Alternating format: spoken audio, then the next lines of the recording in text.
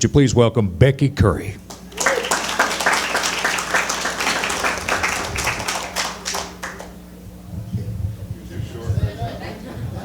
Oh, do they have one? That's much better. Today's a little bittersweet for me because I want Sally Doty to be our next Congresswoman. But when she moves to Washington and does that job for us, I'm going to have to tell her goodbye at the State House. And we have a really good working relationship. I text her, I got a bill for Southwest Mississippi headed your way. I need to get it out. She does the same for me. We have a little different working style, as Terry will tell you. I'm kind of the bulldog. I go in and fight. And I have Sally, who is meticulous about detail. So she keeps me straight a little bit, and that together it seems to work pretty well. But I'm not just talking to the folks here in Lincoln County, because we know how special Sally is. But I'm talking to Pike County, to Franklin County, to Hazelhurst, Copiah County. All of these counties in Southwest Mississippi, it's time to send somebody from Southwest Mississippi to Washington who won't go up there and forget about us. Now,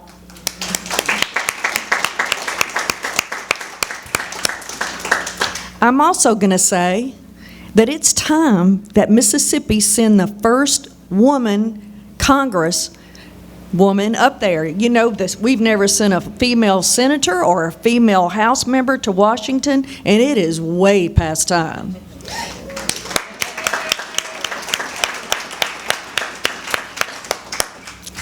Again, Sally has done a great job for us as our state senator.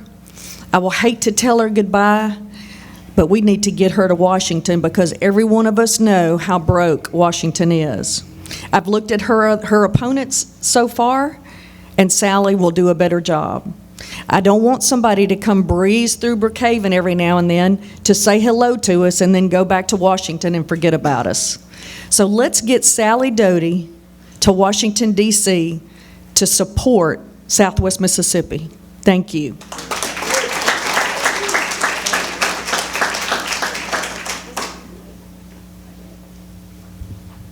I'm going to introduce the lady of the hour, and then we're going to have a song after she finishes her remarks. We'll have a song, and then we will be dismissed. Right now, I'd like to welcome to this microphone, or that microphone, whichever one she wants to use. She'll use the tall one. She stands tall for y'all. Would you please welcome the next Congresswoman from the 3rd Congressional District, the Honorable Sally Doty.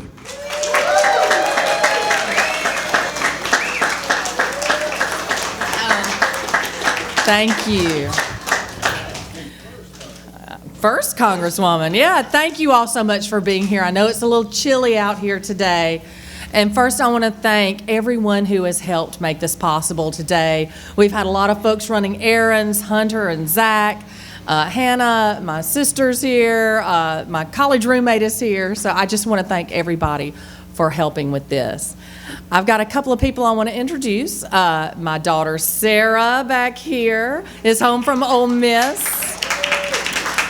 And I have two more, Ben and Ellen. Ben is in his last year of high school here at Brookhaven High School, so he's at school. And Ellen is in Jackson. She will start dental school in the fall, and she's at UMC doing a master's program, and so Ellen had class today. I said, go to your class, we'll be okay. But, they are great kids, and I appreciate their support. This was a very big decision for us all to make as a family. And they have been nothing but supportive, and I appreciate that. All of us here in Mississippi are great storytellers, and I want to just tell you a little bit about my story here today. I didn't grow up in Brookhaven. I've been here during my adult life, but I grew up in Attala County, Mississippi, in Kosciuszko. And my parents were great middle-class folks. My dad ran the local utility department. My mom was a secretary at an insurance agency. I have three older sisters, Two of them are here today. Libby, raise your hand. Everybody knows Libby. My sister Amy lives in Birmingham. Amy's here with us today, too. When people ask me how I can handle the rough and tumble of politics, I tell them it's because I have 3 older sisters. Yeah, they taught me well. They were tough on me. They made sure I did what I was supposed to do. So, I grew up. Every Saturday, I went out to the country to my grandparents' place, which was also right around their parents' place and their parents' place. I'm a 7th generation Mississippian. All those folks are buried out there in Attala County at Ebenezer Baptist Church. I remember when my grandmother passed away, the pastor stepped up to the podium and said, this reminds me of a verse. My grandparents were very simple people, very small farmers, very simple. Lived in a dog trot house that I don't think really ever saw a coat of paint. And the preacher said, in my Father's house are many mansions to behold. If it were not so, I would not tell you this. And he said, I know that Miss Leck, that's what everybody called my grandmother, he said, I know that Miss Leck is up in heaven in her mansion. And I have no doubt that my grandmother and my grandfather, my dad, who passed away last year, are all up there watching me, hopefully walking the streets of gold, and are here for me today. And it is because of the values that my grandparents, my parents, my sisters instilled in me. Education, the love of education, hard work. Those values is why I can stand here today and why I've been able to represent you in the Mississippi Senate. My dad, as I said, he was the manager of the local electric company. I just have to tell you all this. So a couple of weeks ago, I was named chairman of the Energy Committee. And that's a pretty big, important committee. In fact, Senator Burton was the chair of the Energy Committee. So I'm chairman of the Energy Committee. And I just have to say how much I know my father would enjoy me being the chairman of the Energy Committee and having these powerful people from all of the energy companies around the state come and sit in my office and ask me for their bills and legislation. In fact, I've gotten a picture of my dad and mom and put it right behind me. So my dad is over my shoulder watching all of this.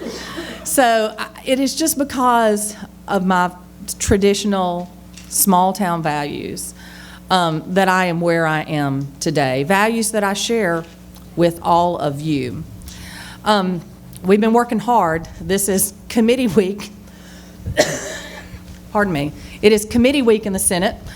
So far, I've handled a bill for the art school. Becky, it is coming your way. Wherever Becky is, it is coming your way. So you get ready to help restructure some of their administration. I've done another bill for oil and gas severance tax to reduce some of that tax to hopefully get oil production started again in southwest Mississippi and put our oil field workers back to work. It's been a busy week. And as a chairman, I have been a little bit surprised and reminded at how crazy politics is. I mean, I've had people who wrote their bills. They are the author of the legislation. It's a senator who filed the bill. They come to me and say, "Oh, Sally, please kill that bill. Don't bring it out of your committee. Kill that bill." That's kind of crazy. But that is the way politics is. It is supposed to be messy, crazy, a little slow and deliberate. That is the way our founding fathers wrote our Constitution, our brilliant Constitution, with a separation of powers to ensure our freedoms. So I've just had a great time enjoying my chairmanship, Senator Burton, these past couple of weeks. I'm so honored to be here with and have a lot of my friends who are veterans. I have a lot of friends who are my veterans here today because I'm reminded of their stories as well. And I've gotten to know some of their stories because I've been working with the veterans. Up front and center right here, I have my good friend, Mr. Howard Britt. Mr. Howard Britt is a veteran from World War II and fought in the Battle of the Bulge. Mr. Britt went 65 days, right? 62, went 62 days with no shower, no bed to sleep in, and no hot meal. 62 days. No bed. I cannot imagine that. And the coldest winter in history. And then Mr. Peck Vaughn, who's not here today, I'm glad he's not, because it's too cold for Mr. Peck to be out. He turns 96 next week. Mr. Peck Vaughn was in the Pacific. But you know, when he came home, he had a lifetime of service in this community. He told me he built 288 wheelchair ramps for people in this community. I mean, this is truly the greatest generation. And they came home and then continued to serve their communities. And that is really where I draw my strength and my inspiration and my ability to stand up at the Capitol when things get difficult and have your voice heard. We're doing some good things, I think, in our country now. We've turned it around just a little bit, but there's still a lot of games that are played in Washington. Games are played with our military, our seniors, and especially our children. And I want to be a voice and stand up and make some changes. Our national debt is extremely high. We all know that. It's $20 trillion. I read a statistic that said for each man, woman, and child, that is $60,000. I had a group of students from Lloyd Star up at the Capitol this week, junior and seniors, and I was looking at each one of them, and I thought, for each one of those high school students, that's $60,000 worth of debt. I looked up some facts and figures because I like to do that. When I was in high school, it would have been $12,000. Back in the 80s when I was in high school, it would have been $12,000 per person, which I still think is too much. But our debt is crushing us. It is overwhelming. Health care is so important to all of us. As a mom, as a caretaker for my parents for the past few years, I know how difficult our health care system is. It is broken. We need to replace Obamacare with something that really works. Let's have a system of insurance premiums and insurance coverage that really works. More competition, more transparency, more reality in what our costs are. We need to do that, and we can do that. In the U.S. Congress, there are 435 members in the House of Representatives. 435, that's a lot of people. I'm one of 52 in the state Senate. So 435. Mississippi has 4 of those seats. Texas has about 32, I think. Now, Texas has a lot of seats. Louisiana and Alabama, they each have 7 people in Congress. We only have 4. So we have to make each one of those seats count. It's very important. Now, I think we need someone with legislative experience, and I have that. And I'm going to tell you something else that's very important that I really didn't realize when I went up to serve in the legislature, but it is so important.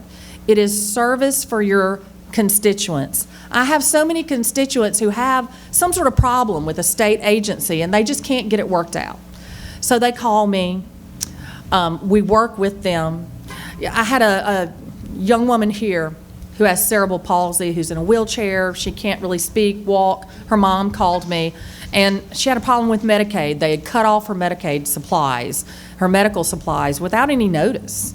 So I was able to call and quickly get that started again. I had a teacher from Boca Chica, who she had a double name, and then her maiden name, then she got married, and the Highway Patrol could not figure that out and get her driver's license issued. She could not get her driver's license renewed because they couldn't get her name worked out. I was able to help her with that. One of my favorite stories is, y'all have probably seen me, I try to work on the treasurer's list of unclaimed property. That's money that's held by the state, belongs to the taxpayers. And there was a couple here, their name was on the list. Pardon me, a couple here, their name was on the list. So I called them, said, do you know you've got some money that the treasurer is holding? And they said, yeah, we got a letter about it. We figured it was just $25 or something, not worth fooling with. I said, oh no, it is $15,000. And so I went to their house, we filled out the paperwork, sent it in, and they got $15,000. It was part of the gentleman's retirement that somehow had gotten turned over to the state. So constituent relations are extremely important, and that is something that I would take very seriously. We've got a lot of work to do, a whole lot of work to do in Washington. I think I have the experience. I think I have the commitment and the drive to do it. My kids are all in college. Benjamin's leaving me this year too. You know, I'm looking at what am I going to do for the next, however many years. What am I doing in the next coming years to really serve my community, my state, and my country. And that is why I made the very difficult decision to run for Congress. It's a big decision, big for my family, but I think that it is so important. We've got to turn around this country for all of us, each one of us here. So on June the 5th, that's when the election is, that's the Republican primary. I want to ask you for your prayers, your support, and especially your vote in the June 5th Republican primary for Congress. Thank you so much. Now we're going to have, thank you. Oh, now we've got Natalie is going to come sing one more song for us.